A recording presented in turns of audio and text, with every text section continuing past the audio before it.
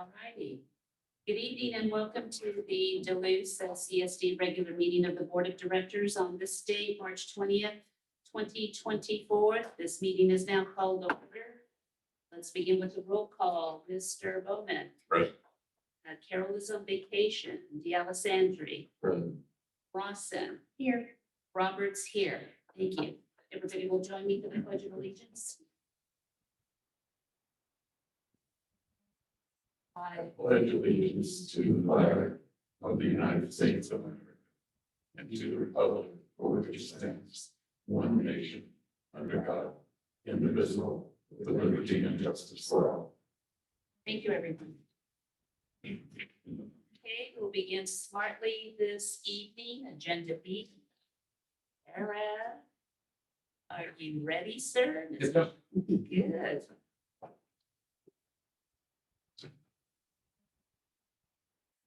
Good evening. So we'll start out with notable calls for service. There's probably more than Sam would do, but I'll gauge on how much you guys want me to give you or not, and you just tell me and I can whittle this down. So we had an assistant other department on the 2700 block of scared, can't speak that word. Traffic collision CHP handled, they drove off the embankment. This one's strange because it looks like they turned to go down with it. It's weird. There's no skid marks and they went the opposite direction of the corner, which is weird. There is a couple of check the welfares on the 4500 block of Adler Lane. It's an ongoing dispute. There is a noise call on the 4700 block of San Diego Creek. The location is a short-term rental. I'm looking into it. I will be contacting code enforcement. They have a short-term rental team who handles that, and I will be contacting them because there's a couple of calls in here where they're short-term rentals. On Carancho and Tortuga, it's actually further down at the spillway, basically. There was a covered stolen vehicle. There was a domestic violence at the 4700 block of Rocky Mountain Road. A suspect was arrested on that. The suspicious search on Rancho California Road up the Lookout. That incident was determined to be a suicide. There was a call of shots, somebody shooting on their property at Dos Rios and the Luz Road. It's an ongoing problem. I'm in contact with the RP and we'll deal with that. I don't know if I would have to look at their property and see where they're shooting and see how much property they have to see if they can legally shoot on their property. Just because you own some property doesn't necessarily mean you have enough property to legally shoot. So it's based on distance and what your backstop is. And then on suspicious search, Caracho and Calle Corona. There's a possible animal cruelty. The more I look at it and the more I investigate it, I don't think it is. There's a zip tie and a cat's neck. However, once I looked at the zip tie was not smaller than the cat's neck. So I think it was being used as a collar. So it was a rather large zip tie as well, which it didn't make sense, but I couldn't find an owner. There's no tag. Animal control came out and it determined that we think the cat was actually struck by a vehicle, which is how it was killed. Had nothing to do with the zip tie. That was just a weird occurrence. But that's one thing that stood out. And then on the 4400 block of Vista Del Mar, there are 3 individuals squatting on property. We're in contact with the property owner, working with them. The goal is to get these knuckleheads to remove their property on their own, so the property owner is not going to incur a bill. If I can't get them to leave, then I'm just going to arrest them, and then I will contact code enforcement. And they do have grants to remove refuge and vehicles and things like that, so it wouldn't cost the property owner anything. But I got to get in contact with code enforcement. I have calls into them, and I'm just waiting for them to get back to me. Oh no, I have a good relationship with him. I really do. So I just called them today, and usually it's within a day or two they'll get back to me. There was another domestic violence on the 2700 block of Sycamore Mesa Road. There was no arrest made. The suspect left prior to our arrival. A noise call on the 4400 block of Lewis Road. Another short-term rental. Again, I'll be contacting code enforcement on that. So code enforcement has a whole like levy of fines that they'll do. And if it becomes severe enough, the county will actually seize the property. And it starts out with a bunch of fines, and then it goes to lien, and then they will actually go forward and use a magistrate to seize the property if it becomes a nuisance property. There was a noise complaint, or rather a dispute at the golf course. There was two golfers caught in an argument. One threatened to pepper spray the other one. It turned out the complainant decided to leave because he kept going back and he was the instigator. So another vehicle collision on Duluth Road in Cayo Porto. CHP handled no injuries. It just blocked the road for a little bit. And there was several calls on a suspicious search on the 4400 block of Via Barranca. It was all tied back to one call where the missing person, that person was returned home. So in my last like 3 weeks, there's been some observation. I was looking at the need for evacuation route signage, and I talked to Mr. Rodriguez, and he already has a map all laid out, ready to go. I got his blessing to move forward and use that. If everybody's okay with that, I'll move forward. I'll get in contact with CHP as well as CAL FIRE. I'll make sure they're all happy with this evacuation route. So from a emergency services standpoint, without that, it becomes a dangerous situation. And I saw this firsthand working Idlewild several fires. The need for this is when you're asked to leave your residence and they say you need to get everything you need, including pet animals and your prized possession that you can fit in this car and leave. And you have an hour. And the next person that comes through, if you're not there, like, okay, well, you need to leave now. And so RSO, we will never force anybody to leave. We may say mandatory evacuation, but we're not going to forcefully remove you from your property. If you desire to stay, we're going to ask for your dental, who your dentist is. I mean, no, and it sounds funny. It is literally, that's what we will do. And I actually did this on the Keene wildfire. So that fire overran the fire station going up to Iowa. It burned over the fire station. That's where the helipad is. And I was doing evacuations. And I'm like, okay, man, the fire, it's like 2 miles. And I look back and it's breaking the ridge because the wind was making the fire jump across ridges. I'm like, the fire's right there. I'm leaving now. I just need to know this information in case. Well, you're not going to come out? I don't know if we will be able to. I don't know. So I think it's important under those stressful situations where there's lots of smoke that we kind of simplify things and we just give you an option. So with the new smartphones, we send out messages when there's evacuations. We send out blast emails and text messages. The fire is here. And then within that text message, CAL FIRE can add for the residents of Duluth, the evacuation point will be through Fallbrook. So then when you get to that intersection where the sign is and you have an option of Mecca, Fallbrook, Marietta, just go the way that the message tells you to go. Because a lot of people may go, oh, I'm just going to take Rancho Cal then. Rancho Cal may be closed because that's the way the fire trucks are coming. And they take over the entire road. For a good reason. I mean, people drive crazy, especially when they're under stress and they're scared and things of that such. You bring up a very good point. Maybe you can help us with this. We have no cell service, as you well know.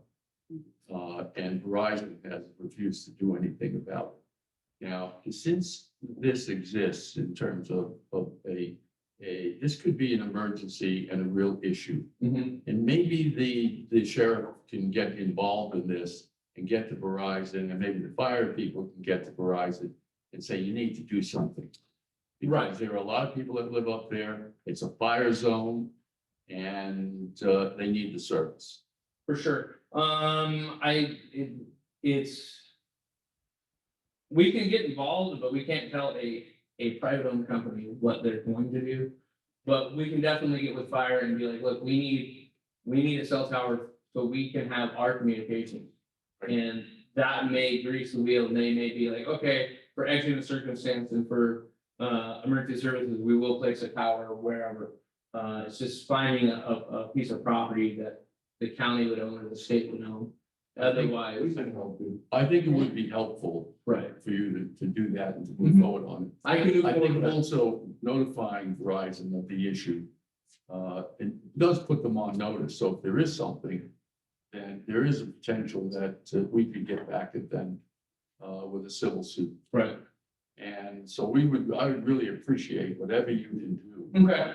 I'll get with the fire, but when I have a meeting with the fire captain, then I'll bring up that and see if we can move forward with getting more cell towers in the Blues area. We're getting one. Okay. And that's one of the things, so, the unit that Sam had, it had a hotspot built into it. The current unit that we have doesn't have it, so I'm waiting for the next unit. We're waiting for the router to come in, the hotspot to come in and be plugged in. Because there's places I don't have Right, anything. I'm Right. on the other side of the moon. right. I got my nits. So that's where we're at, and it poses a problem and frustration for me when I'm trying to contact my dispatch. So I can definitely bring that in. But it's weird because we run off a different tower than what the civilians run off of. Right. We have our own repeaters that we bring in and we set up.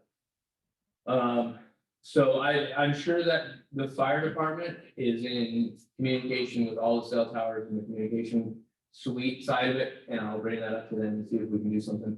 And I'll bring it up to our staff to see if we can get additional cell towers brought in. Great, thank you. Does that answer your question, sir? Or your I do, direction? yes, I do appreciate that. So I'll answer the power. Yes. Right, there's power, and I'll start working on that. Right, thank you very much. Do have one add on to that. We had a fire within the last year, which had a lot of equipment in the area, 20-some trucks, I think. And it happened to be across the road from my residence. And I was able to see what was going on from up on my hill. And there was no immediate threat. But as it approached the end, I needed to leave the property to go downtown. And as I was going out of what I learned was a closed area, I asked if it was closed, and if so, how do I get back in? And they said, yeah, it's been closed for 2 hours. I didn't hear any or receive any notifications. I heard one neighbor say they believe they heard someone on a speaker driving through, probably in a emergency vehicle of some sort. Other than the blast emails and cell phone type notices, what kind of notification is typically being given now? So we've kind of shifted and we've taken a more proactive role, especially with the rural crime team. When I was on that, we would actually actively go out and we would try to forecast where the fire was going to go. And the rural crime team will go forward and they will try to identify people, livestock, large animals, things like that, to try to get, because they need more time. They need more time to get them rounded up and put in, put out. And then we may have to get resources, which we have with animal control, resources to get a trailer and a truck to a location that may not have the resources to move the animal on their which we have done, we started doing that at the last fire in Beaumont. We started doing that and forecasting the behavior of the fire and where it was gonna go, and we went forward and tried to get those animals out of there. Behind us, deputies are going door to door. If there's an evacuation and it's a mandatory evacuation, meaning, like I say, we're gonna tell you to leave, but we're never gonna make you leave. It's just not what we're gonna do. We're not gonna forcibly remove anybody from their own property. No, that's not what we do. That's your property, you're an American citizen. You wanna stay then stay. I just need to know who you are, so in case. So with that, the deputies will come behind and they will start going door to door. And they may cut your lock to get to your door because some people have very large properties and you have to wind through a road and a bunch of pigtails and switchbacks, and there you are, beautiful home. And they'll knock on the door and they'll try to get a hold of somebody. If they don't, they'll leave a business card and then we'll mark the gate. Usually with caution tape. And then they'll write down, went to this residence, no one home, left the card, and we went on to the next house. That's how we've been doing it in the past fires. And we coordinate with CAL FIRE on how we're gonna do this. However, with that said, when you get a strong Santa Ana, it's difficult. Like I said, on the King Wildfire, it was jumping ridges, so it was jumping 3-4 miles ahead of the fire line and creating a whole new fire. So it was jumping faster than they could get aircraft on it because their fire station got overran. They saved the fire station, but everything around it burned. So that's the one thing that I think that would help is to navigate people away from the fire, and then we do hard closures, and then at those points, you'll hit a roadblock and they'll say, no, the road is closed, nobody can go in, nobody can go out. And then we do the hard lockdown so that nobody can go in because somebody could make a fake ID, whatever, what have you. Criminals are very smart, very sophisticated, which I'll bring up later. It's a new thing that I want to bring up since it's not in the slides. And they'll try to get in and loot things. So we shut everything down so we prevent looting, and then we just roll around, even though they're doing mop up and there's really no risk at this point for the residents. But there could be a flare up, so they need to have the roads clear so they can get their 13-ton vehicle down the road and have no obstruction. And then throw out all their hoses like an octopus and then go fight the fire. So that's why they keep the roads closed, and it's a hard closure. If you have animals, horses and other things, and you approach a hard closure, how do you deal with that? Okay, so there is a thing coming down the pipeline, and it's gonna be called, it's an agricultural pass. However, you have to be an agricultural business in order for that to apply for you. Okay. With that, the owner of the business and I think 5 people will have access. But they have to be managerial, and they cannot be anybody you choose. And it's an application process, and it's based on your tax, the tax of your of your business. We have to be an agricultural business. Where do you get the application? That is going to be going through the sheriff's department, and that is, right now, we're working out kinks on that. To make sure that there's no hiccups. We've already done a soft rollout amongst our department to see how it works. And we're thinking that I believe June, that will go live, and then you'll go on the sheriff's website and fill out the application. You'll go through the vetting process. There's required training and a ironclad, very thorough release and liability. Because you're going, if you're granted the agricultural path, you are understanding that you're going to go beyond fire lines and you enter your own risk, and emergency services will not or escort you in. That's a possibility. Obviously, if you can bring it, do the very best we can to preserve life and get to you, but that's in the verbiage. But that's for agricultural businesses. So if that applies to individuals, that's perfect, then you can apply for it. And then how that's gonna work is we have a GIS map and it's based on properties and we can layer it however we want. We want to have fire line, and they put the string, we want to see where units are based on geolocation of units. They can pull that up. Okay, then we're gonna throw another layer of map on there and we want to see agricultural businesses that have agricultural pass.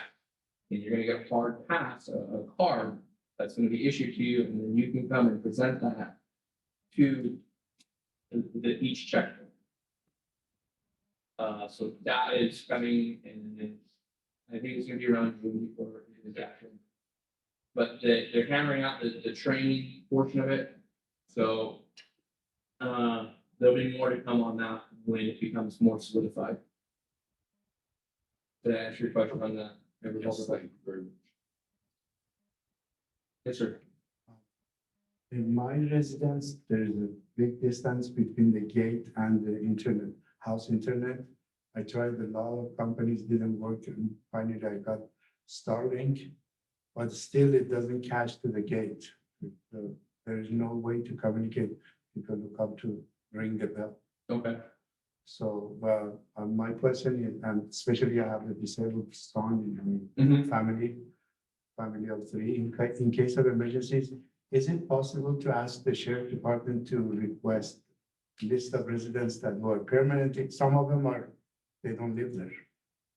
And. Yeah, that would be through the associations to find out who's permanent residents and who just really has a lot of money and comes up for the weekend. So yeah, that we can attempt to do that. And we do that through reverse 911s a lot. Oh, But again, we run into cell problems, but if you're linked up to the Wi-Fi, you're making Wi-Fi calls, we'll still be able to reach you. If your gate is there, does it have a Knox box on it? there is, but no way to come. So the Knox box overrides it. Is it an automatic opener? It's the fire. You have It's a- the fire. it is a phone. It doesn't need And it. the starting You have is it a clicker and you Not hit hard the button, it opens? It's not hardwired, yeah, Yeah, but you have a gate open. yes, And you open the gate with a remote right, and it opens. right. That Knox box key overrides it and opens it. So it doesn't matter, it's hardwired in, so it doesn't matter, it doesn't need any signal. It's working off the gate's actual motor. And they have that Knox box key and they open it and it overrides it and they don't need a gate opener. That's their gate. Emergency code? Yes, if you have the Knox box key, I didn't know. yeah, if you have that key, then we're gonna get there easy. And Or give them the passcode. even if you can do that as well, even then, and you can call our dispatch and they can, so. When we go to a call, we get a whole bunch of information. We have a CAD screen of the time you called, who's called, and it comes down to the second of each conversation.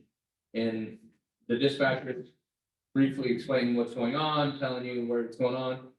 And if it's an apartment or a house or anything like that, they'll say gate code is this. So our department has a master list of gate codes. You just need to get that to them. And then we can get, and whenever they run your address, it's gonna auto populate that. That's your gate code. I'll do that. So that's a possibility too. But however, if you have a Knox box key, that's all you need and we'll be able to get in. But if it's a fire emergency, we'll probably break your gate if we can't get it. We're gonna break your gate to get to your house to make sure nobody's there. That's probably what And we're. the helicopters to let them know. Yeah, the helicopter will be over. However, our helicopter can't do that because almost every fire is now gonna be attacked by air. Especially here. The terrain is too rough and fire crews can't get ahead of fires. So the firefighting air crews kick everybody else out of the airspace and they have the airspace. So they have a spotting plane at about 20,000 feet and he's just circling and he's updating everybody on what the fire is doing and where it's going, where it's flaring up, where they need to do firefighting efforts. So the first thing they're gonna do is save life. The second thing they're gonna try to do is save structures. If it's burning an open field and just running crazy through a grove, but there's a structure that's threatened, they're gonna go to the structure advise anything else. So that's how that works. And our helicopter won't The CAL FIRE helicopters won't either because they're gonna run and throw water and they're gonna go find the next source. They're gonna run and go find, but we will be going through with RPAs and we will be giving evacuation notices, reverse 911's emails, and then we'll be on our PA and then we'll attempt to get to every door physically to make sure nobody is there. Does that answer your question, Jeff? Thank you. Okay. And then the next one is to send emails to residents to make themselves a harder target. I'll get with the HOAs as well, and so as I'm driving through, I'm seeing lots of open gates, I'm seeing lots of tractors, implements, things of that nature, vehicles, things that are being left out that are very enticing to the criminal element. And once they come up here, they're like ticks. It's terrible. They infest an area and they come back and they go ridiculously crazy. And I have ways to combat them and we have been very successful. But one of the key things that can assist us as law enforcement is to start, it's as simple as an air tag, an Apple air tag. Put that on your tractors, put that on, they're super inexpensive. And we've been able to recover, so Galloway Downs, perfect example, they had these $10,000 lights on their soccer field. They extend 20 feet up and they illuminated an entire soccer field. They placed air tags on 2 of them, no, on 3 of them, and we were able to find 2 of them, one in Anza and one in Yucca Valley. The other one, we found the tag lying where it was sitting. So the criminals found it and they took it off and we left the tag. So, but we were able to recover 2 of them. One as far away as Yucca Valley, way out in San Bernardino. So they work. And it's a huge tool for us. It gives us otherwise I can cover my eyes and throw a dart at a map and let's go check there. Because once it goes in hands, I have no idea. That is a weird place. The other thing I'd like to implement is marking of the district equipment with an OAN number. So the OAN number is a free service that we provide, and it's a number that is unique to the district. And we can mark almost any medium steel, plastic, wood, leather, whatever you guys have. And that is in the event that somebody steals a piece of equipment, your skid steer, any one of the implements that go on the skid steer, trucks, things of that nature. Trucks, I probably want to go with something a little better, but what that does is the thieves know where the serial numbers are, so they'll grind them on. So now we find this implement, we find your brush cutter or your bucket or whatever, we find it. And there's no serial number. How do we prove that it's yours? Give us pictures. How many implements did Kubota or Cat make for that model? Infinite. It's impossible. So that number is irrefutable proof that it's yours. It's a free service. Takes 30 seconds for me to mark 5 things. So it is a very simple process. You guys don't need to do anything. If you want that, I can do that. Very simple. And then increased traffic. Traffic has. How would we get in touch with you? You want me to do it? Yeah. There we go. I'll do it next week. Okay, when? I'll do it Monday. I'll pull the number tomorrow and then I'll start marking next week. Very good, thank you. Is it a separate number from sheriff department? So it is run through the Tulare DA's office, but it's entered into NCIC. So if I run that number, or you give me, I have a number to go off of, it's in the system as a stolen implement. So if we come across that implement, I have that number, I can run it and it comes back to this district. I'm like, okay, this is your property. Did you guys sell this or is this stolen? And you're like, oh no, we sold it. It was garbage and we didn't want it. Okay, cool. Then it's not. Or it's stolen. Okay, perfect. Here it is. How is it put on the equipment? What form does it take? We have a whole bunch of different ways. So we have a Hilti gun. So that is actually run by a 22 caliber round, a bullet, basically, without a projectile. Okay. That round fires and hits a piston. That piston drives in the head of the tool, which is hardened tool steel, and then stamps. Yes. We have another machine that's a doctoring gun on lighter gauge steels, like sheet metal and things like that, where it's basically like, easiest way to explain, it's like a tattoo gun. It just makes a series of little dots, and it's a hardened piece of tool steel, and we can determine how hard that needle basically is hitting the metal. So I'm not punching through and denting up stuff, so it looks nice, but more importantly, it's legible and we can read these. It's not scrolled out with a. So you don't read it with like a barcode or anything, you physically have a number that you look at, okay. We can, well, we can do, if it's really needed, we can purchase the barcode scanner, which we can do. But the number is the same thing, the barcode would be this number. Gotcha. Is that your question? Yep, it does. So that's a very simple thing and an easy way for us to mark that and to recover items if they are stolen. But the air tag they kind of go hand in hand. I need a place to go and then I need to know where I mark it so that we can get it back. Any more questions on the OAN? Okay, and that's free, that doesn't cost anything, and it's a very simple thing, and it can be done by next week. The traffic. I sat at Duluth and Toronto for an hour. And approximately 40 cars came through in that hour. I was kind of stunned, like, wow, it's a bit of traffic. Out of those 45 cars came to a complete legal stop. 35 rolled in, and it would have been a righteous sticker all day long. Out of that 35, 75%, because I was running plates, I was just observing, I didn't do any enforcement. 75% were residents, Mhm. and the other 30 were not residents, or they had an address that did not come back to the Luz area. For our worst enemies. So, I mean, I had, prior to coming up here, CHP was out. I talked to the officer, and we exchanged information. And my goal is to get, historically, we don't have bad blood, the departments are very prideful. Very prideful.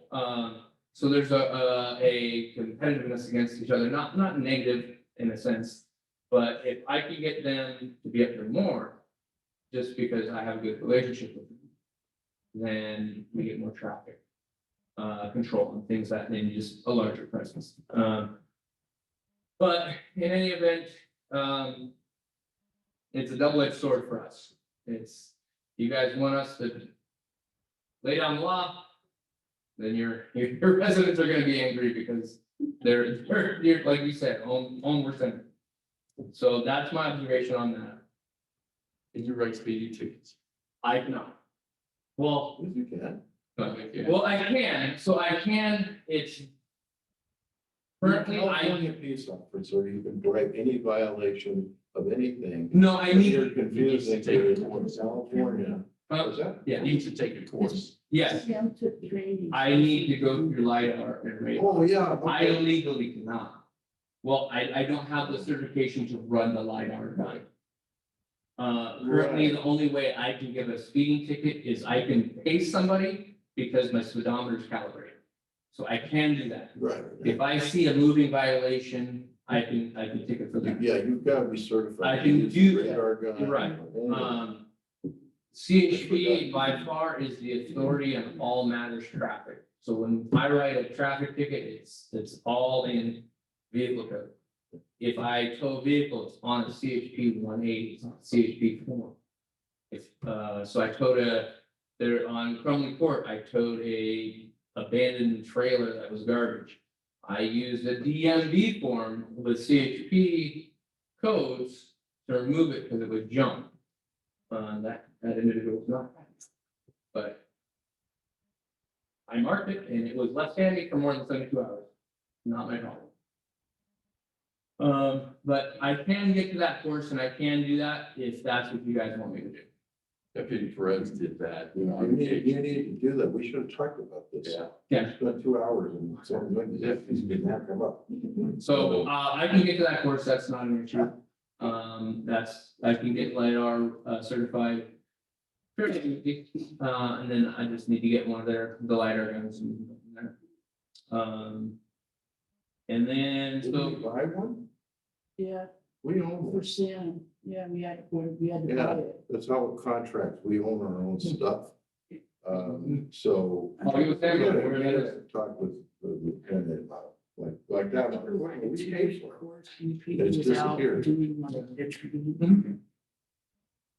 How did you determine that 75% are residents? By their addresses.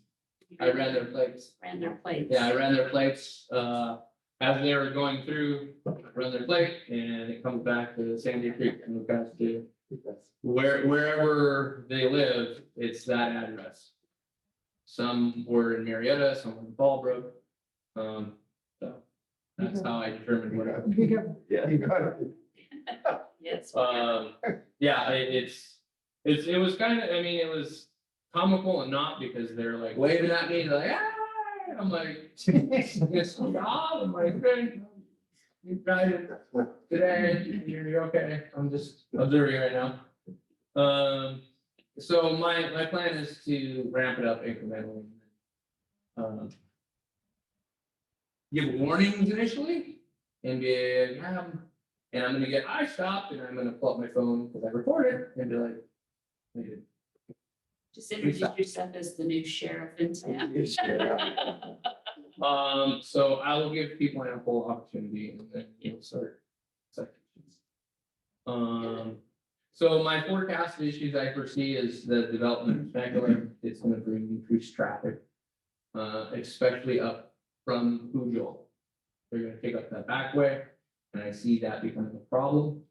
I see increased short-term rental problems, which is why I've already reached out to code enforcement. And then the increased theft if precautions are not taken. Mainly making a harder target and getting things behind lock gates and putting your tags on things, so when, if they are stolen, I have a fighting chance to get them back for you. Excuse me, are you talking about the increased traffic into Temecula off of Pujol because of the Altair development that's coming in? And that road? Just increased development down that way. Okay. Okay, I foresee that becoming an issue. because they are putting in a huge amount of houses right above, it hasn't started yet, but right above Old Town. Right, you can see where they're grading. Yeah, yeah, so That's considered Altair, right?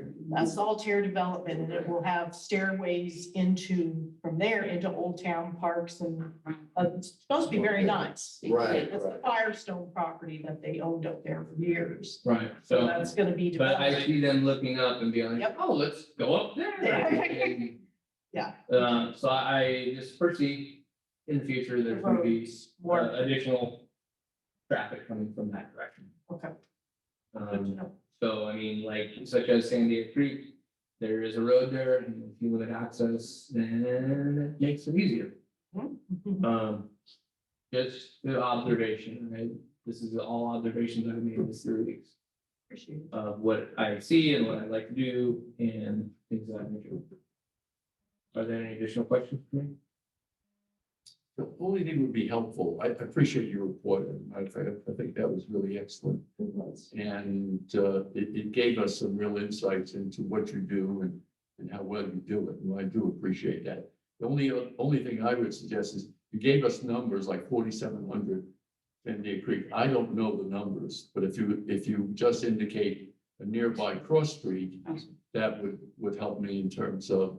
I can do cross streets instead of 4,700 block. that We would do probably- 4,700 block to keep it's for confidentiality. I Right. can't give people's names. Oh, yeah, no. Cross streets would be better. I can do cross streets, it actually comes up that way, but I just did 4,700 block because that's typically how we do it. If you would prefer cross streets, I can do cross streets, that's I do. actually easier for me.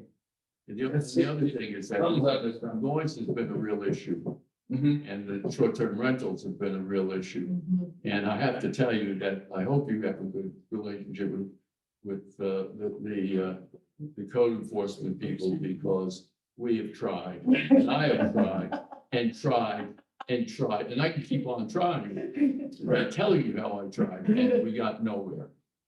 So, Any Yeah. help with that would be greatly No, appreciated. I have a few personal cell phone numbers, and, we created a relationship when I was on the rural crime team. And we would assist them do things, and then they would assist us, and we kind of go back and forth. And it doesn't really fall in my scope, but I can do it. I can enforce anything written in the penal code, the government code, the business and professions, health and safety. Gets a little muddy when I go way out there on a limb and it's not our expertise and you're up into the business and professions code, you're like, ooh, okay. Let me research this before I start traipsing around on your property or doing something of that nature, but that's more their purview. And that's why we kind of team up, because they have more understanding of that, because that's their realm. They delve into the penal code because they're not sworn peace officers. It makes it really difficult for us because we have the ability to delve into anything that's written in law. And it makes us a jack of all trades and a master of none, except for the penal code. That's where we have our strong ties. And that's where we really thrive is from penal codes. So I do have a good relationship with them, and we'll work on that. good. Very good. Any other questions? Okay. Did you like the PowerPoint instead of just a verbal? Oh, no, it was great. I love Great. It was great, Great. yes. It's All very right, helpful. then the only thing I will, is it too much, too little? Perfect. Right now, it's good. Okay. Because I didn't add in like all the alarms and all those, because it's. No, these are interesting, good highlights. Was a little concerned on the domestic, kind of thought, because you really don't hear things of that nature. So, yeah, And the one where the suicide, right. that was nice to know because I remember that was a.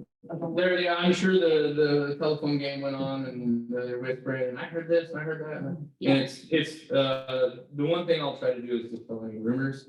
yes, If I can, say if it was something more than I'd be like, it's currently under investigation. right, And that would be the end of it, because I'm not gonna divulge any information. absolutely. But when they've come up with a ruling, and at this time, it's an active case, but they did this.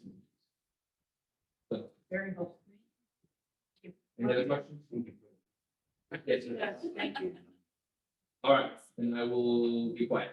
Okay, thank you very much. Thank you. Okay, let's see, any present for public comment? No. Whoa, where's he at? We're gonna move on to agenda D, legislative topic, Cyrus. Oh, there you are, welcome. Good evening, members. Well, I can't bring you good news all the time. So we've hit some obstacles in the legislature. I'm talking about SB 1173 on the gas tax issue. So I want to brief you on those and kind of let you know where we are and where we're going on that. So we've hit a number of issues, some of which we expected and we can deal with. We knew we'd probably get opposition from the county saying, this money will come out of pots of money that we're interested. We knew we expected to deal with that. The committee hit us with one. Our approach to the bill contemplated an MOU with Riverside County. The committee chair said, well, okay, I'm not going to let a bill out of my committee on, it assumes an MOU, which I've never seen. So this is just something the chair said. Chair can control his committee any way he wishes. But again, we think we could have dealt with that. That didn't seem insurmountable. However, we had one come at us out of left field, and we don't have a ready solution for it. Caltrans weighed in. Now, the way this is going to work at some level is that you do a project, Riverside County, includes the roads, a project is done, it then has to be turned into the state for certification. And this is where Caltrans, certifies, yeah, this project is compliant, everything was done right, here's your money. Well, the the legal counsel for Caltrans stepped in and said, we're not going to allow Caltrans to certify anything where the work was not done by the county. So this was kind of, that's one we weren't really expecting and don't exactly have a ready answer for. So all of these things kind of have created a number of obstacles that we're facing, and we're now down to a fairly short period of time where if we're going to change the language of the bill, we've got about a week to signal how we're going to do it. So the unfortunate part is that the bill that Senator Sayarto introduced for us, SB 1173, is probably not going to be a viable vehicle legislatively for our ideas this year. That doesn't preclude a solution this year. It just means that 1173 specifically won't be able to meet a deadline. We're not going to be able to get all through this to the satisfaction of the committee, allowing this bill to move. And of course, if it doesn't get through its first policy committee hearing, it fails a critical deadline. And this is the second year of the legislative session. So there's no 2-year bill. There's no second year to this session. So that would be it for 1173. Having done this, we've sent a signal to Senator Sayarto that if he can, given that we're not going to be able to meet the deadline and work all these issues out, if he needs 1173 for another purpose, he's free to use it. He has a limited number of bills he can introduce. We were very grateful that he chose to, give us one of his vehicles. So if he does need it for another purpose, it's available.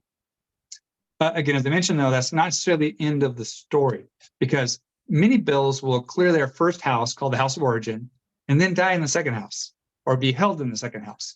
So an author of a bill can, has friends and colleagues in the house that he or she serves in, can often get a bill out of the House of Origin, only to find the other house to be less charitable.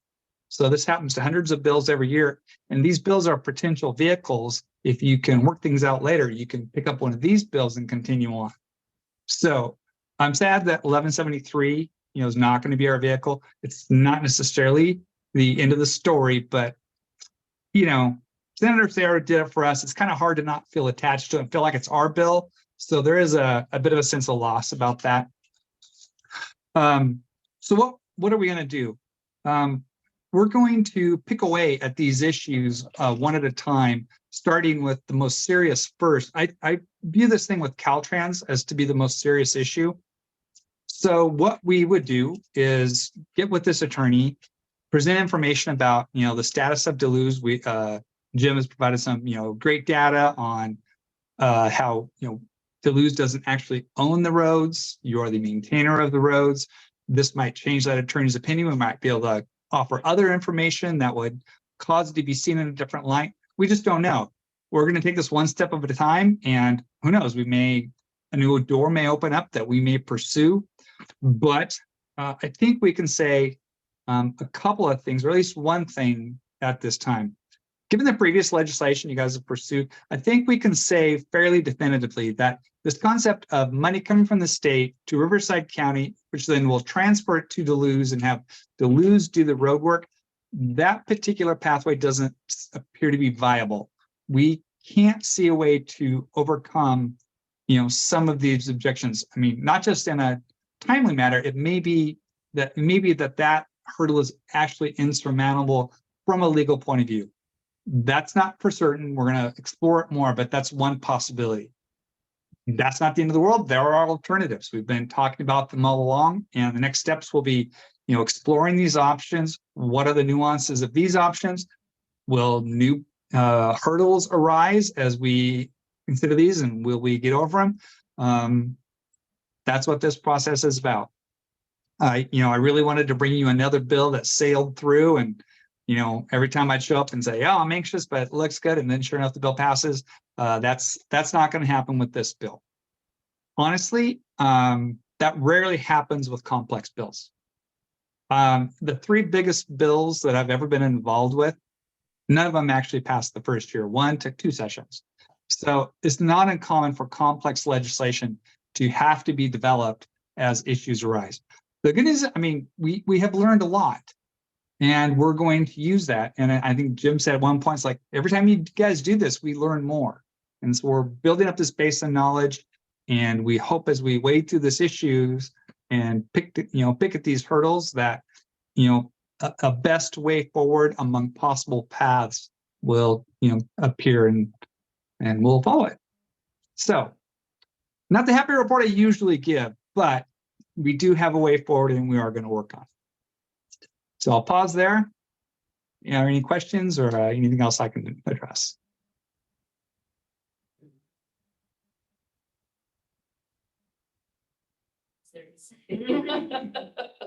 Onward, no upward. Another year.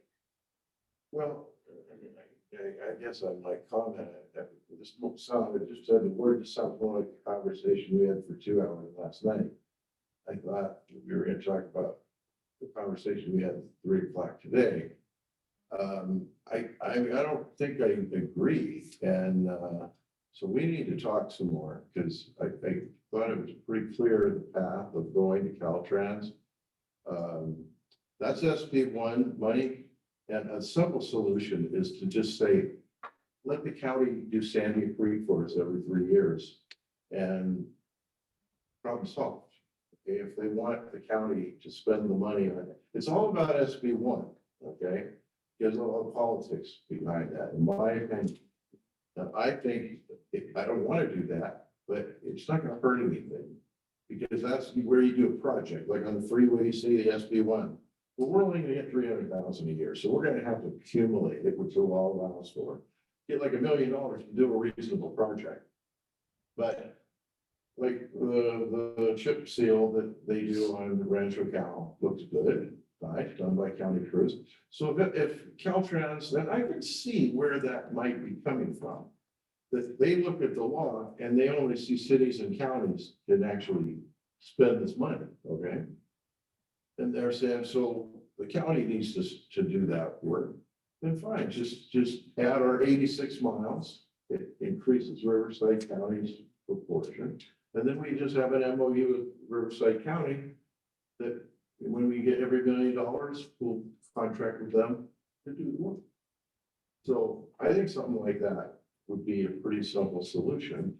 And then I'm still not convinced on the committee that isn't the language, it's just their interpretation, which is, like you say, chairman, but I suspect it's staff.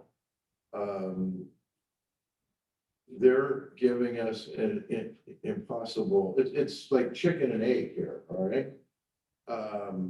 We just need to turn them around, that we need a law, we need to amend the law simply to say that for this gas tax transfer to take place, the county and the district have to have an MOU. That's it. That's almost a sentence.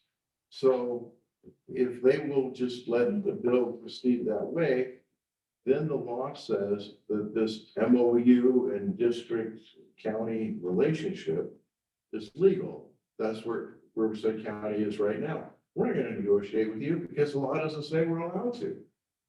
So that's why I say chicken and egg, we're just going in circles here. So I think, a reasonable meeting with these folks to say, give us the law that says we can do it. They want us to do an MOU now, which Riverside County is going to say, why are we doing an MOU? Law doesn't allow it. That's what started the whole thing. So I don't see why that's so difficult that it's going to kill the bill.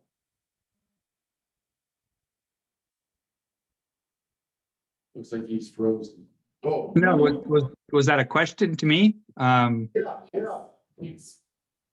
Well, the challenge is we're not going to be able to work through all this in time to have the bill heard in committee. That's kind of that's what's going to be the demise of 1173. But as I said, that's not necessarily into the issue, or the end of the effort.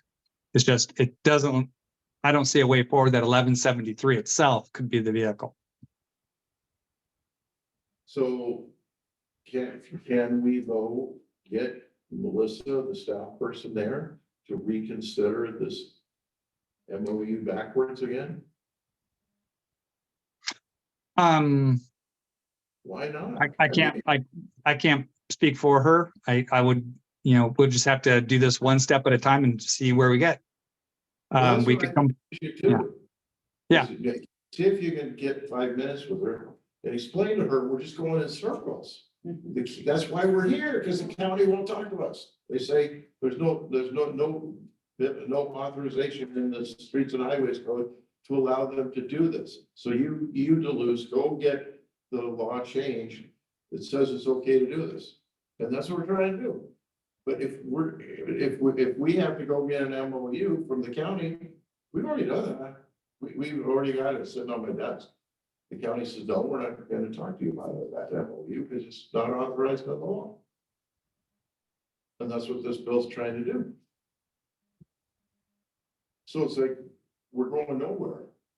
And I think a reasonable person, if they understand, and I provided this new information, which the final page of it basically says just that we need this bill so that we can give it to Riverside County to say we need to negotiate a deal.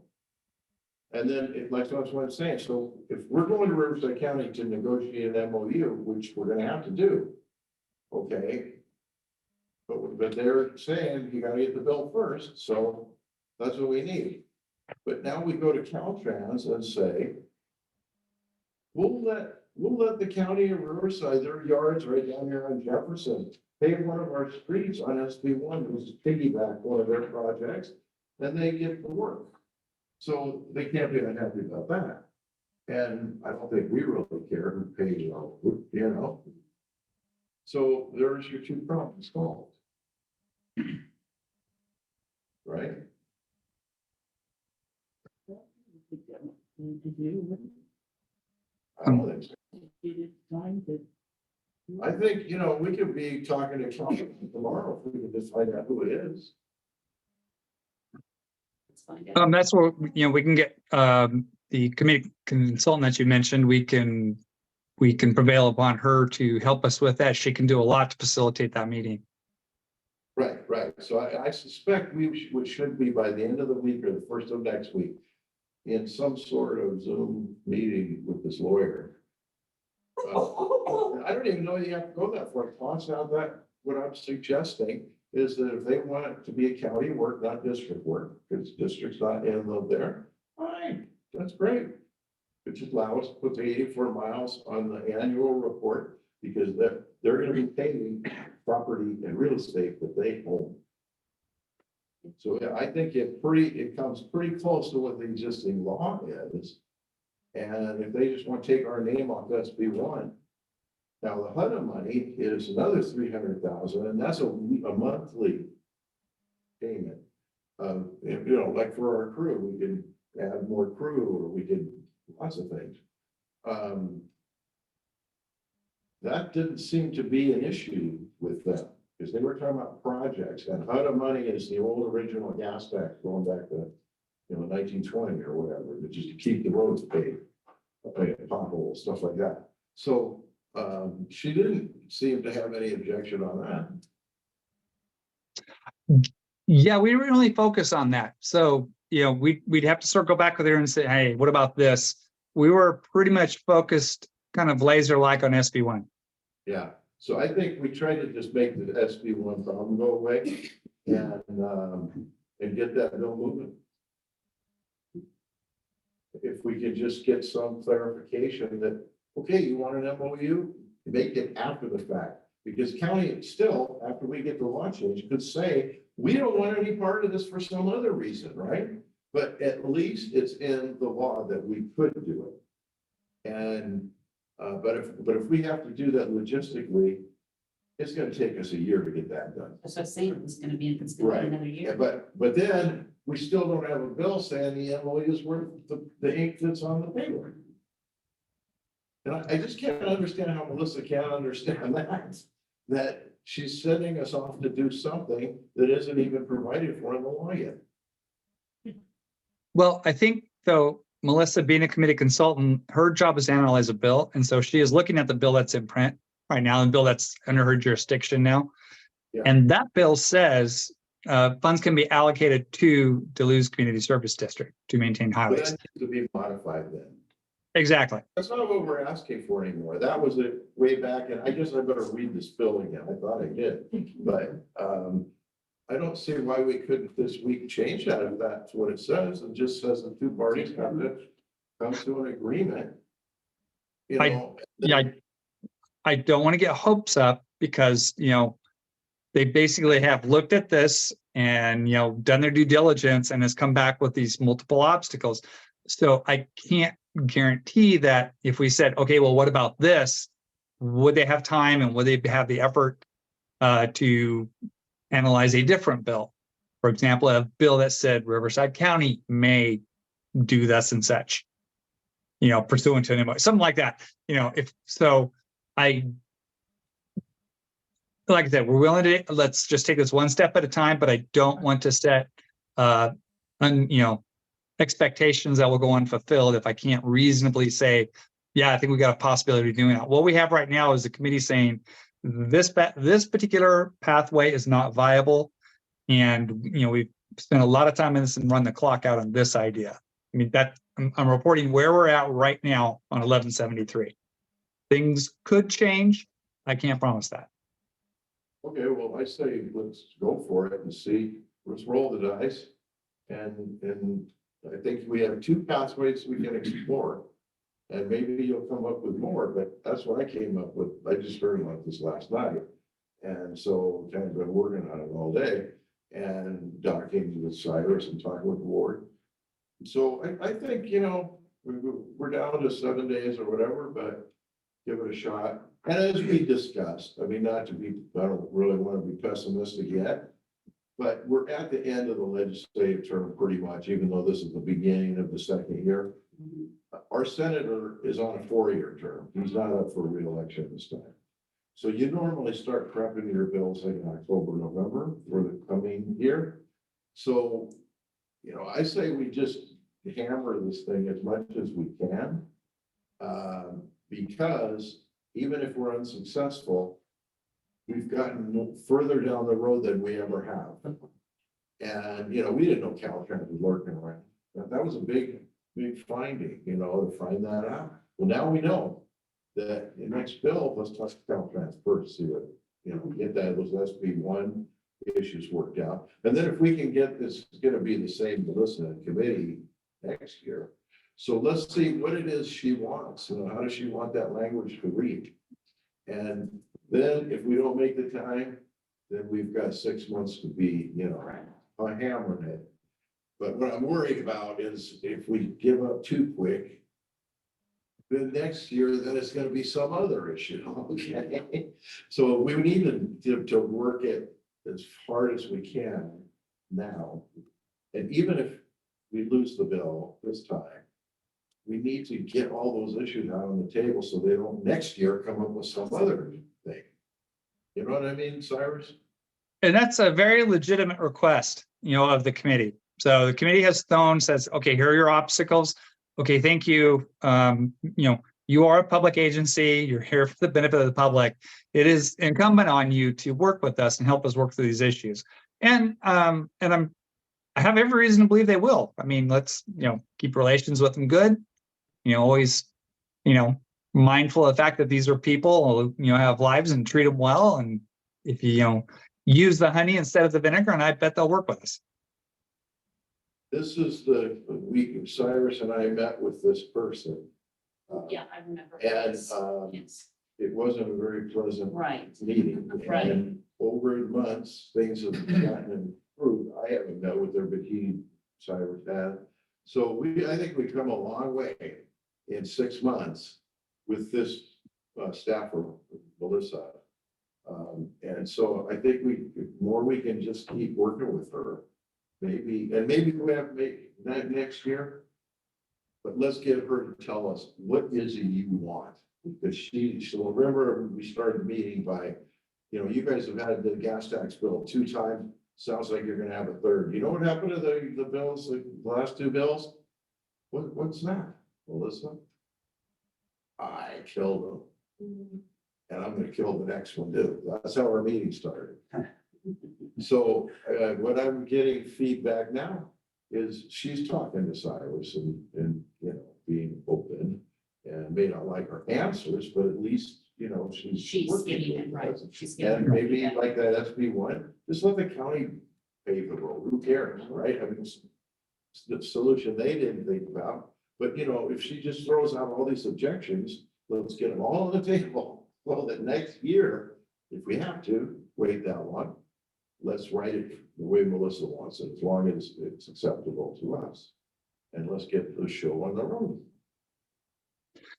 Okay, before I leave, I do want to give a shout out though. I mean, I'm up here working, I'm working on the relationship with Melissa, but I gotta say, Wyatt Jurgensen and Senator Sayardo's office, you know, we got to give him a lot of the credit too. He's really worked hard on this. He's done a great job. So just, Me and me, yeah, I gotta give equal credit. Yeah. Okay, great. Okay. Any comments, questions, other questions? Oh, okay. Thank you. Thank you. Be in touch, probably tomorrow. Okay, thank you. It's always a pleasure to be here. Still really. Alright, let's see. Moving on, information only agenda. Item E, and that is the financial statements of investment policy. Directors, any comments or questions? And okay, then moving on, F, consent calendar. And that includes the minutes of February 21 of 2024 regular board meetings, the general fund claims for February 2024, sheriff's special tax claims for February 2024, and purchase orders, there were none. Directors, any questions? All righty, a second? Second. Thank you very much. All in favor, Bowman? Aye. D'Alessandri? Aye. Rawson? Aye. Roberts, aye. Unanimously approved. Thank you, everyone. Okay, moving along here. Agenda G, culvert drain repair program. Jim? As the board knows, each year, we do a rehabilitation project. And this is kind of along the line of what we've been talking about, this SB1. If we get SB1 money, right now, we've kind of budgeted about 800,000 per year for capital improvement projects in the coming year. And the question is always, so what are we gonna do this year? And because we have finished the job, essentially Raj is finished identifying all the drains, determining the condition. And so that information has been provided to the engineering committee at their last, I don't know how many meetings. The thought is that the highest priority drains would be air renovation of those drains would be our project this coming year. But that's a board determination. But anyway, the committee and Raj, our city, our district engineer Stein, have been working, make a plan, a possible plan for this year's rehab project. So that being said, what we need is at some point in time for the board to basically say, this is what we're going to do this year, okay? And that's before you on this sheet, and basically the money part of it. So the committee has been meeting on this each 4 months, 5 months. So Chairman Bowman is going to explain what the committee has been up to and what the committee is going to recommend to the board for a go ahead on such a project.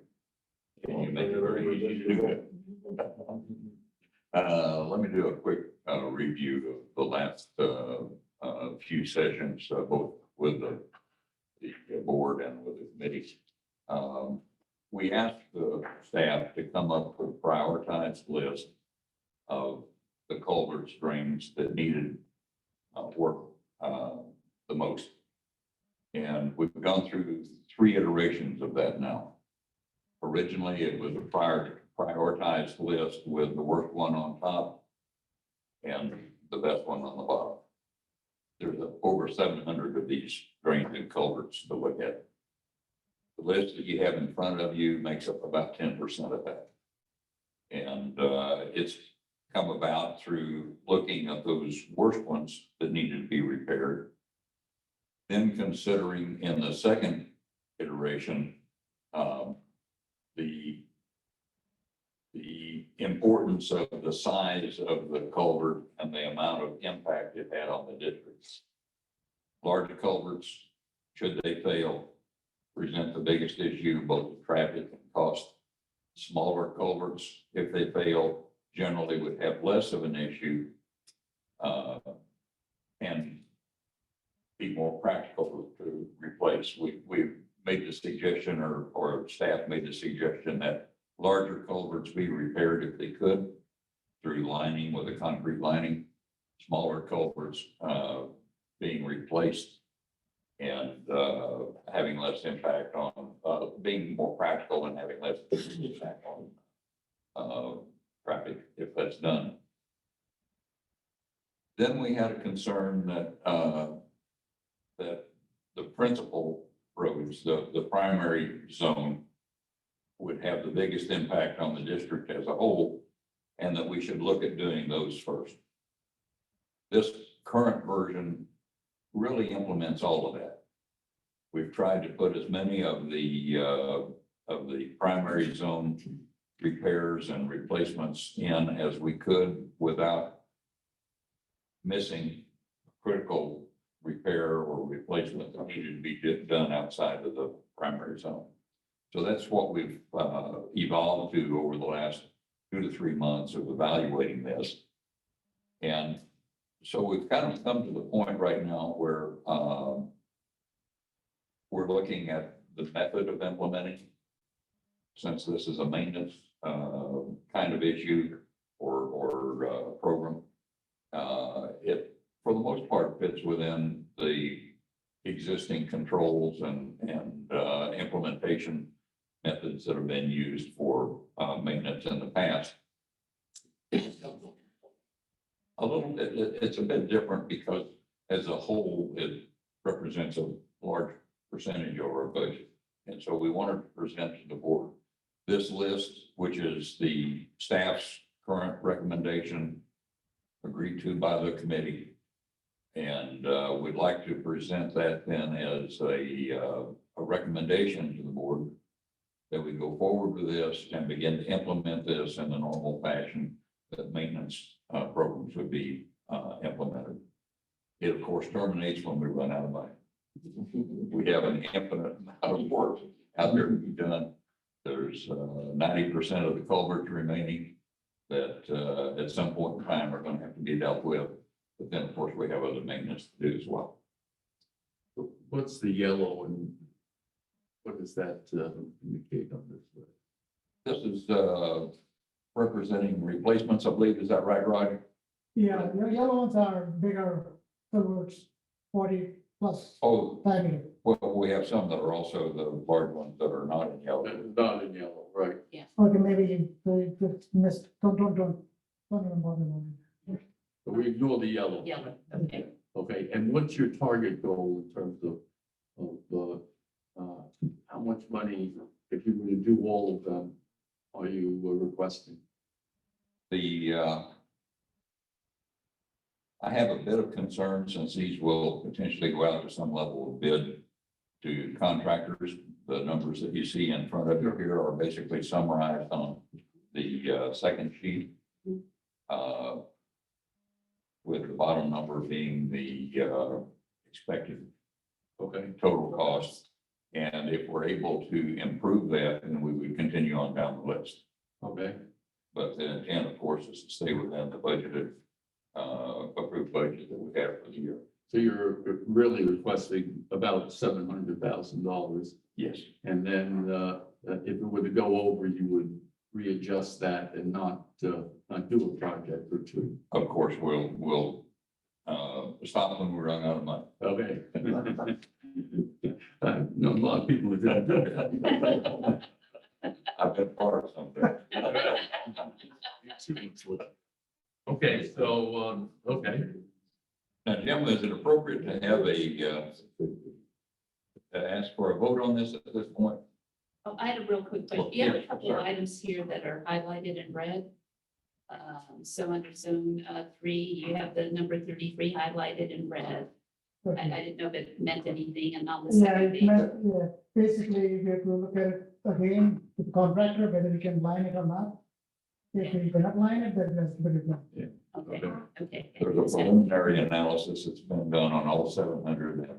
As we go through these and separate them into groups that would be repaired as a group, Mhm, right. keeping the groups within the individual controls that we have on maintenance authority, then we would adjust groups as needed to keep everything within the scope. I just have one quick question if I could, Raj. Am I correct in understanding the ones you're highlighting in yellow are the ones you want to do first? Yes. Yes, those are most ones that All need to get 14 done. inch, yeah, 14 inch plus will be done. Yeah, So not all 40 inches, that's what you said earlier, are highlighted, so you said to ignore the yellow. Yeah, just ignore it, They want- because 40 inch will be done first anyways. Right. You know, Yeah, anyway, they. Because yeah. the issue of what comes first and all, we're still working on that. That's Yeah, the next no. step. Yeah, So probably this time around, you right? think this is Yeah. what you're gonna wanna Yeah. do.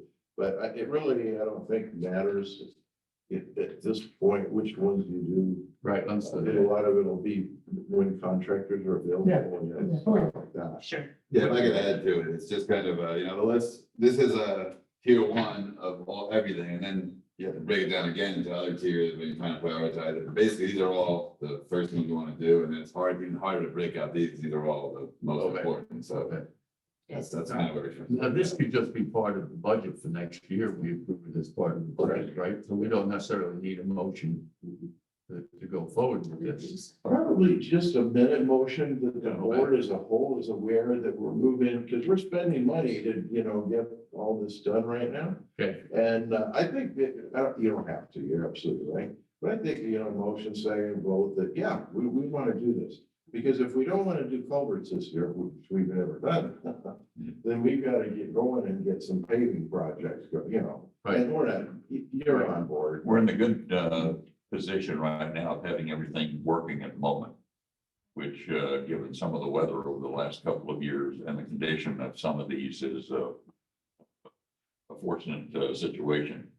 So it is important, we feel, that in the committee that, and Gina, please Okay. speak up with your opinion as well here, but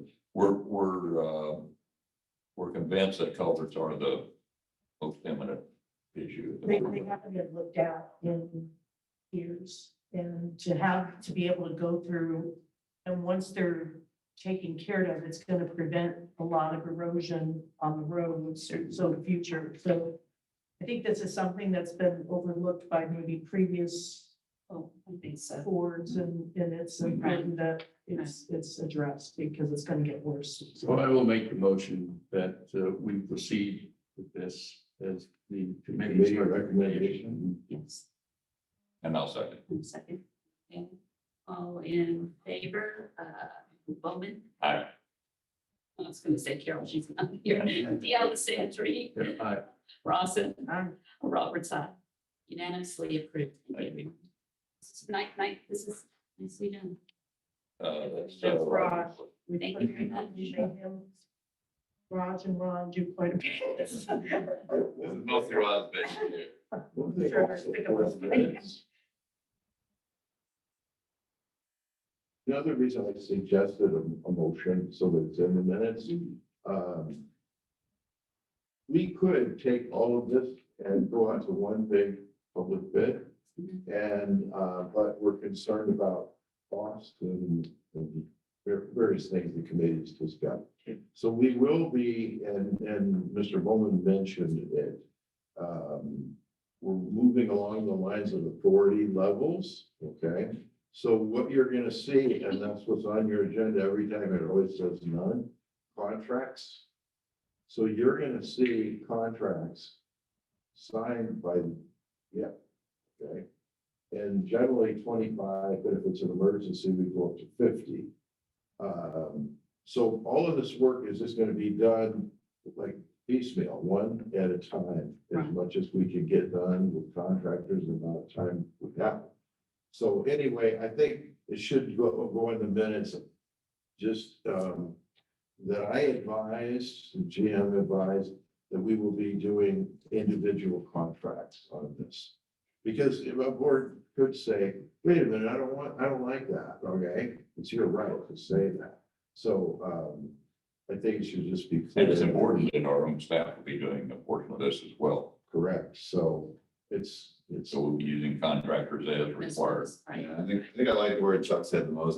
This is a maintenance program. It's not a project. It's a program. We're shipping out one piece at a time as we go through. So, before the minutes, it's a maintenance program.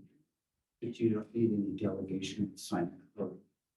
No, I think, no, we do up to the 25 and the 25. 50, and that's statewide, I believe. Okay. And they've been doing it that way for years. I think we should check this, make sure. Yeah, I think so. And if I get in, and I'm gonna be providing sample contracts to Chuck on how we're gonna do this. I think the 25 is accurate. I'm not sure about the 50. Yeah, I I remember. thought 25. 50 is something new, because it came up a couple of years ago. I think they changed the law. Would you check? And if it's considered an emergency, it goes, it's 50, but The board otherwise. would have to approve that, I think. That change. In other No, words, I think it's state law. I think that's the law, state law changed. But if the board has only approved 25,000 in all circumstances, then you may have an issue there. But I yield to the Yeah, attorney about that. He can tell us whether we need to change that or not. okay, good. You're right, it is in the code too.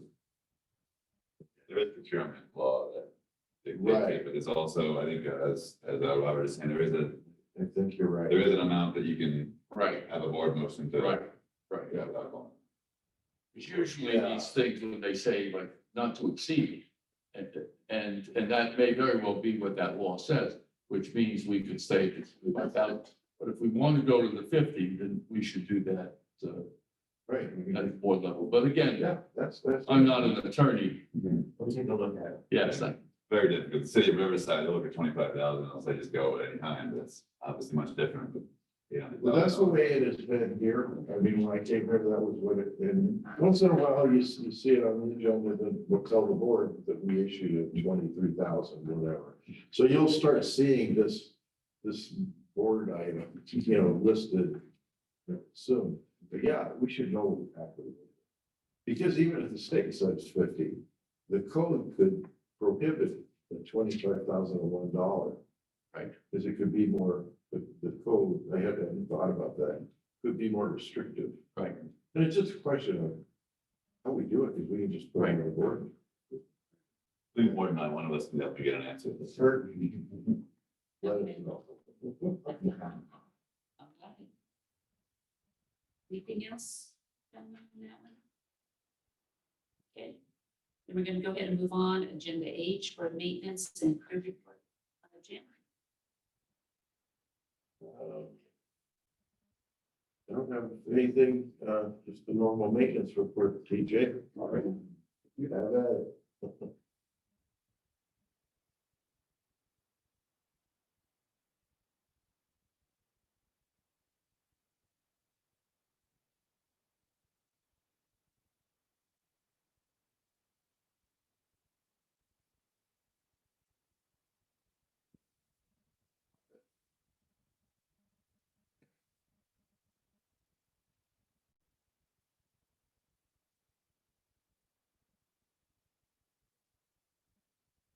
I'm so sorry.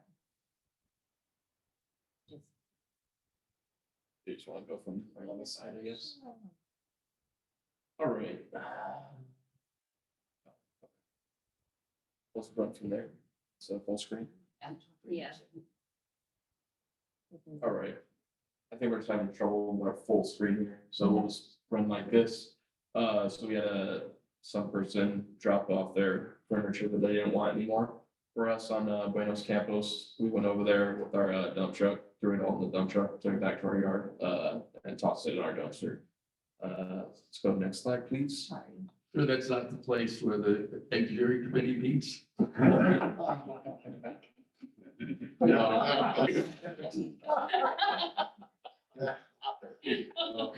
Maybe the next board meeting, go there.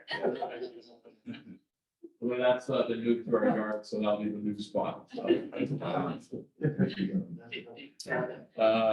had Dylan out as well. He also made basically a ditch on San Diego Creek where he did all that new paving, the paving job we did with Myriad Development. So he basically created a ditch there on the edge of the road, so that way when rain does come, hopefully it goes to the ditch we made, because there wasn't a ditch there before. It was just basically a bunch of mud and silt that's all just built up right there. So basically, he created our ditch for us over there. Next slide, please.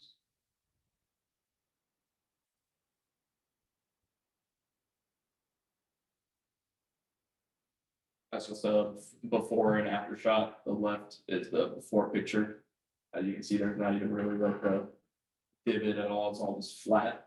And then the picture on the right, kind of see the creeks into the roadway, and you can see some water that's already there, already running down. Next up. We had some more time, a little bit more time left with him during that day. So we also brought him over to three culverts right on the corner of San Diego Creek and Via Vaquero. I know the picture is a little tough to see, but on the left there, you can't even really tell there's even 3 culverts there. Palm tree there, a bunch of mud, and it looks like only one's working. And then the picture on the right, that's what it looks like after he basically opened them up. You can actually see all 3 culverts and all that stuff that got washed there, backing up the pipes is gone. Is that where we spent all that money to fix? Via Vaquero and San Diego Creek? No, that's not this one. That's not the place, okay. It's on the north side, I think, right? I think the one you're talking about is on Via Vaquero. Yeah, that's correct. Yeah. Okay. That one's technically on San Diego Creek. Oh, It's like right at the corner. Yeah. The tree that we ended up getting out of the roadway, we had some more work to do on it.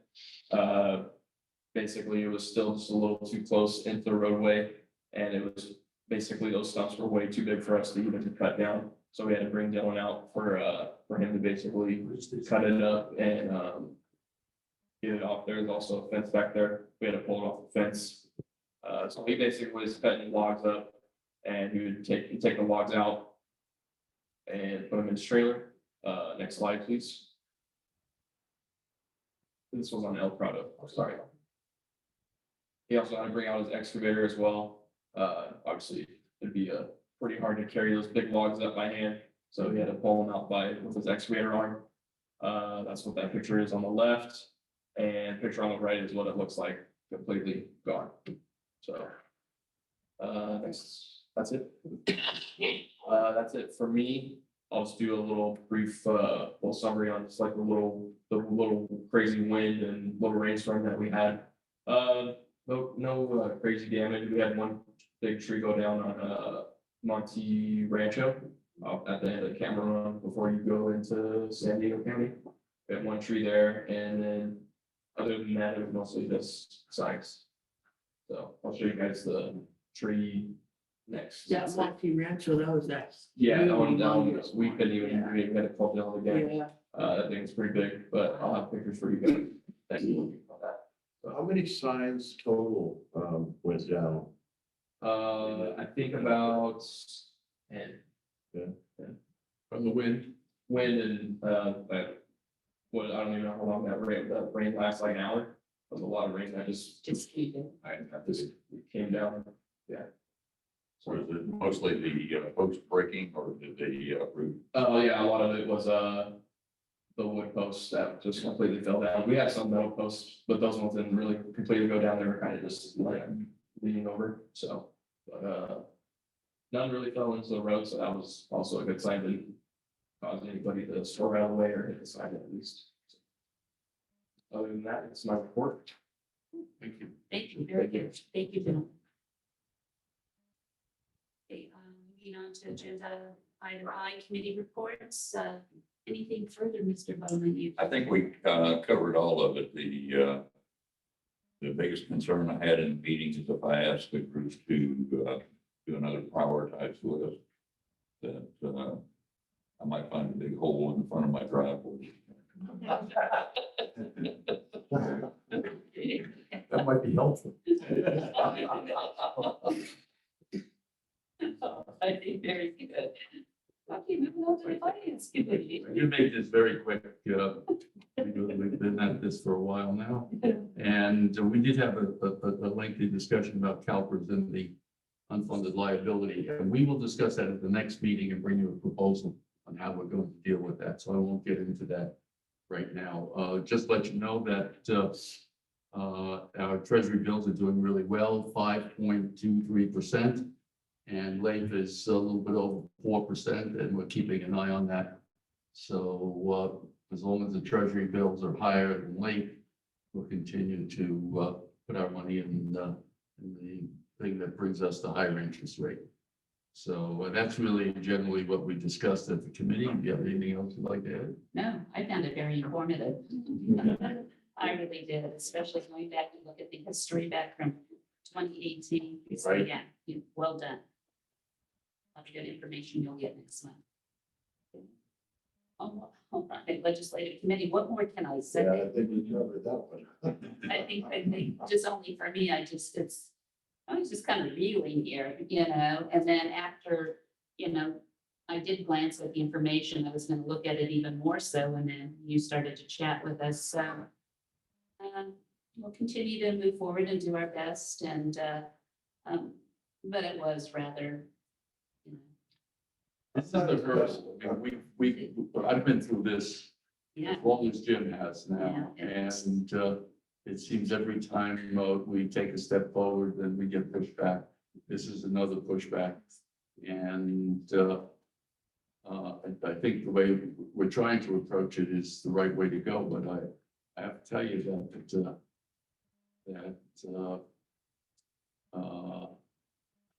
it just seems like another problem. We're gonna be here next year discussing another approach. And if we can avoid that, we really need to do that.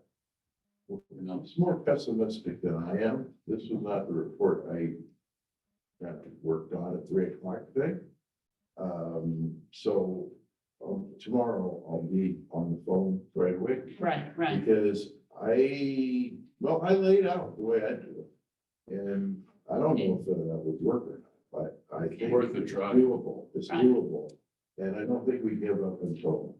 No, so we're gonna move forward, both of you, and Mary Ann, I mean, you've got to work, time and effort, legal counsel, financial responsibility in terms of the overall costs.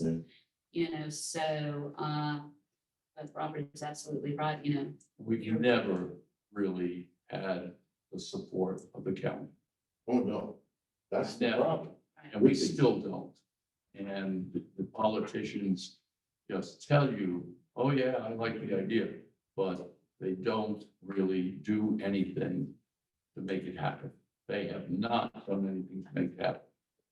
And I think that's, we've just seen that time and time again. And it's kicking the ball into somebody else's court.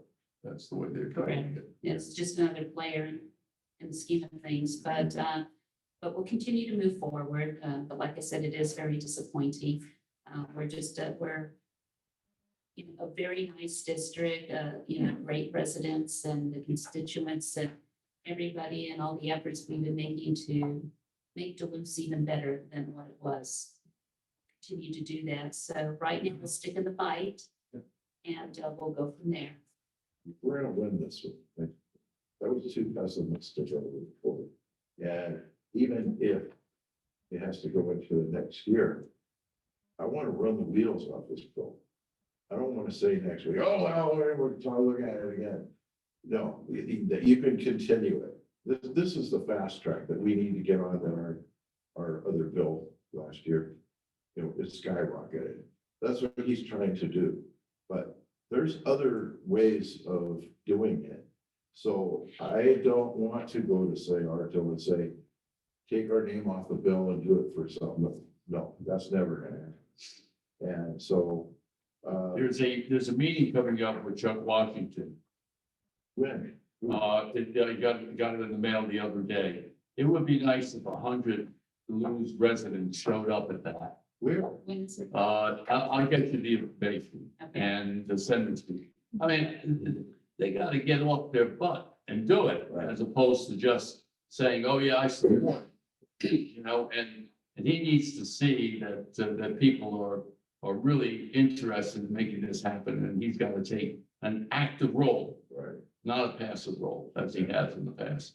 I don't think there's any other way to do it. I think I'll get the date for you, but, and I'll email it to you, Jim, and you can send it Right, to everyone. I think we need to get people there to say. Yeah. You yeah, know, as soon as we get the information, so my recommendation would be that, you know, the POAs, the HOAs, the women's club in terms of communication on the subject matter, because we keep presenting to these groups of individuals that this is where we're at. It appears that we have been making progress, but now we have another thorn in our side here. So, yeah, But, you know, too, this is part of the process, and I'm surprised, you know, that's just what happens, you know, well, we're not a city, but, you know, even the city council, whatever, you talk to the developer trying to get his project, or, you know, or whatever, it's obstacle after obstacle after obstacle, you know, be thrown in his way from his perspective, okay? But we are trying to get something from them. And so I think we just need to understand, like this Melissa, okay, she wants it a certain way. Tell me what you want, you know, and Let's then we just can go. decide. Yeah. And then we give it to her and we go to the next step. And so, and the same thing with Caltrans. If they just want the county to do it, so what? Let's go. Come on, let's go. You know, we'll agree to that or something like that. So I'm not gonna give up. I think, but yeah, we gotta get these supervisors under control. And. well, we just need them to stand alongside us. So Yeah. we'll get there. We'll March get the information. 21st, 21st of what? March 21st, 5:30 to 8 p.m. That's tomorrow. Tomorrow. Where? Sam's Del Sol one.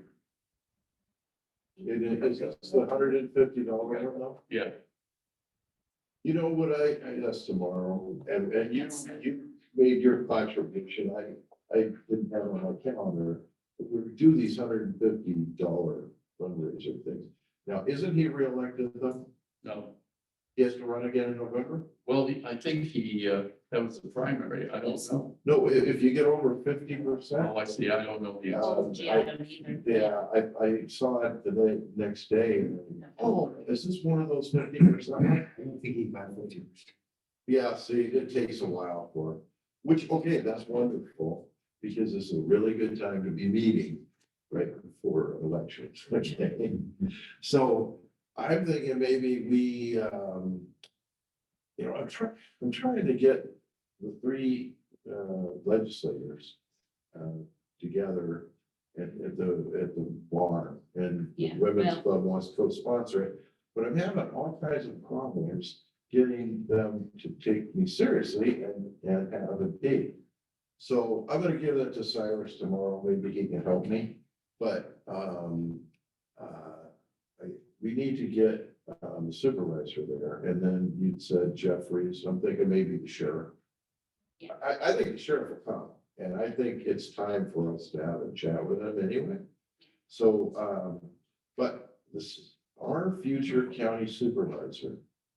I'm almost thinking maybe that deserves its own meeting. Just that, especially with what's going on. Maybe we do another one, or maybe we break them up. We do one for the senator, we do another one. Okay. Did he get it? I'm sorry, I was wrong. It's Chuck Washington got 53%. Yeah, so he's in. So he's in. Okay. So he's not gonna be as motivated anymore. Well, let's talk about that later. Okay, After it's you just talk thinking, with- yeah, Right, yeah, because we've been talking about the planning and waiting on people and so on and so forth, so that might change what it would look like on May the 9th. If Another possible would be, and we used to do this cities, the city council takes a supervisor out to lunch or whatever, has a little luncheon or whatever. And kind of get to know them as a group. So like in city, we would do that once, like the sheriff. We'd have lunch with him at least once a year. And, but with a supervisor, that's really, really important, that you know, with so many ties.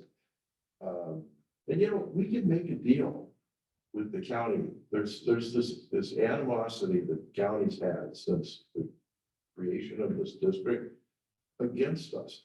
That department is right down here in Jefferson and Marietta Hot Springs. That's the county's, one of their maintenance yards. They should be banging on the door, saying, can we do some work for you? My two cities, the county was my road department. They wanted the work. And when when these cities incorporated, the county had to lay people off. Because they became a city road department or a city police department or whatever. And these counties figured out, well, we need to be the first guy in the door to contract out the work with them. And that's what happened to me. You know, I'm sitting in there, you know, my first day there, City Hall is a little storefront. And I've got a fold up chair, a car table. And I look down out the glass door and there's every county department head waiting in the line. You know, Parks and Rec, hey, we could be up and running tomorrow. The road department, hey, we'll be handling your potholes tomorrow. Sign up with the county, sign up with the county. We did. And like road department, they were good in LA County, right? But why is it we can't, like some of these jobs, we can have these sections, you know, taken care of just like that. Because they've got the crews, the equipment, and everything, sit right down here and send me a bill. And, you know, if I mentioned it around and it's just, oh, you know, stupid. Well, we'll Maybe- have to have a dialogue on that. And that's where Do you that. want the supervisor, you Yes. know, and maybe I can bring up that, I'll think Yeah, of right. a few more things. You know, maybe we can help each other instead of being a fight mode. You know, Jim, if this is, we have a week to get this done or not, we need to be there tomorrow night and tell them. Not next week, not in May. I mean, if anything's gonna get done in the next week, it's gotta be done now. Yeah. And we gotta be there and say to him, you know, we've been kicked around here for 4 years. Yeah. You know, and this doesn't work. But there's nothing he can do to get that 7-day. Well, what he could do is say, you know, the county will do the memorandum of understanding. Oh, we can't, we couldn't even, it's gotta go to the board agenda and all that. So there isn't, so the Three strategy, supervisors said that would go a long way. if what? If a couple of supervisors said that could go a long way with that committee. I don't know, but anyway, I just think that we're standing still. May I ask a question? Who is Melissa? Okay. See, they call them consultants, Uh-huh. but they are the staff to a Senate or Assembly. Okay, So she's got my job basically okay, for that committee. for that. So is So there their anyone else staff- you can use, but go to besides her? No, You have to go through her? no. Yeah. And how long has she been there? She stays as long as the one party is in control. So she's been there for a long time. Yeah, and there's no, it used to be Republican. never Yeah, happened yeah, before. yeah. So she's also, like, my job is neutral, Uh-huh. okay, not partisan or whatever.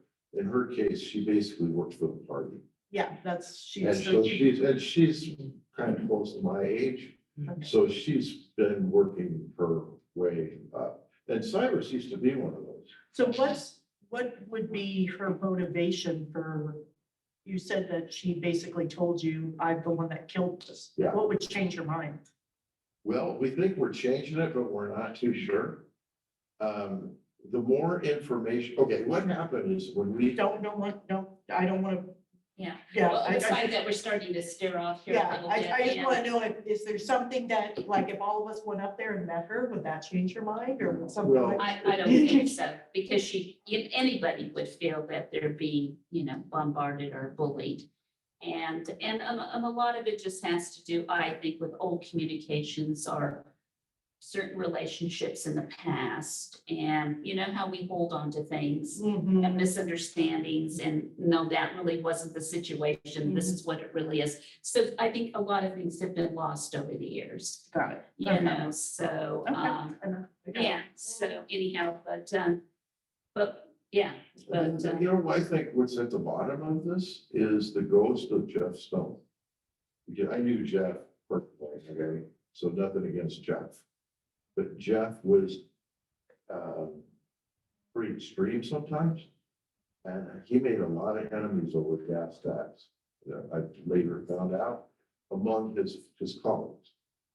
And so I think that keeps dragging over. And so the first time, this Melissa, we didn't even know who she was then. Said, what is this Stone? This is Stone and Waldron's district. They fought the increase in gas tax. Throw this in the garbage, okay? Then the second time, we had a more moderate senator, Melissa too. And so she kind of smoothed that over a little bit more. And now I think the guy who can smooth it the most is Cyrus, because what I learned when I was up there is the hallway you walk down where Melissa's office is, his office was 2 doors from that. So they had worked together. He was the head of he was the. Okay, so you're And, thinking he would be a good Yeah, person he to, had judiciary. So that a pretty powerful, committee to be. So I think maybe Okay, he let's can see what he turn can her do. more. yeah, so, yeah, we'll leave it in his Yeah, let's hands leave it right in now. his hands. But as far as tomorrow,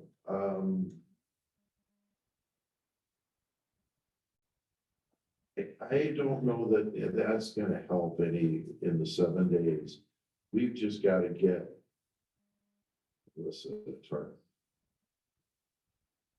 It's gonna help getting him on our side, but I don't know if this week, and I don't know if that's really a good forum for what we really need. We need to know what our bill's gonna be. And then say, let's sit down, let's talk about this and get you on board. And what forum that's at, I don't know. But I don't know about tomorrow night. Remember, it was the county that turned her. Sorry, It was the county, people that worked at the county that turned her off the last time.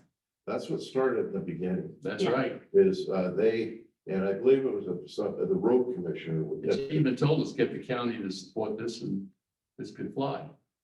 Okay, but we've got that. I don't know that we have that. No, on paper. Yeah. Melissa thinks that the county is supporting that. So, And she's saying her boss, the chairman, well, look, okay, so put it in writing, okay? But Cyrus needs to go to her and say, come on, man, that takes 6 months. By the time you get all the lawyers involved in negotiating, blah, blah, blah, blah, blah, then get it on a board agenda, your agenda. So it's not even practical. And I think the county is gonna say, our position remains the same. Show us the law that we can negotiate with you, but we're not gonna spend the time, the money, the legal fees and all that stuff. We're talking about a document that there is no such document in the law. And I just think common sense. She could say to her chairman, well, let's just make it enabling that we're gonna authorize a city and a county and a district to make an MOU. well, let's see what happens. Okay. All right. All righty, let's move on then. Agenda J, general manager's report. If you have anything. Well, I have what do they call these things? Abstract. An abstract of judgment on it for like $200,000 on that.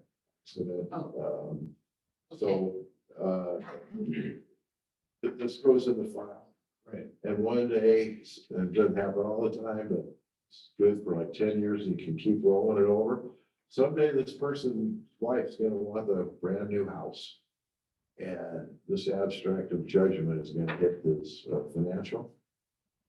And Okay, he can't buy a house until he clears this. there's that, okay, How many So years? anyway, put this in the file. yeah. How many years does that stay? It's before you- 10, but you can fill out the form at the end of the 10 years and just And keep read. rolling. Yeah, so we Yeah. want to remember to put that on. I was the at property, 10 years. but some guy told me I had to hang on to these abstracts. Yep. Mhm. And I'm like, oh, that's a lot of work, you know, I said, trust me.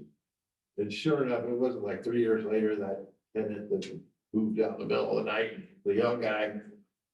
Mr. Evans, Mr. Evans, my wife has enough, she wants no better.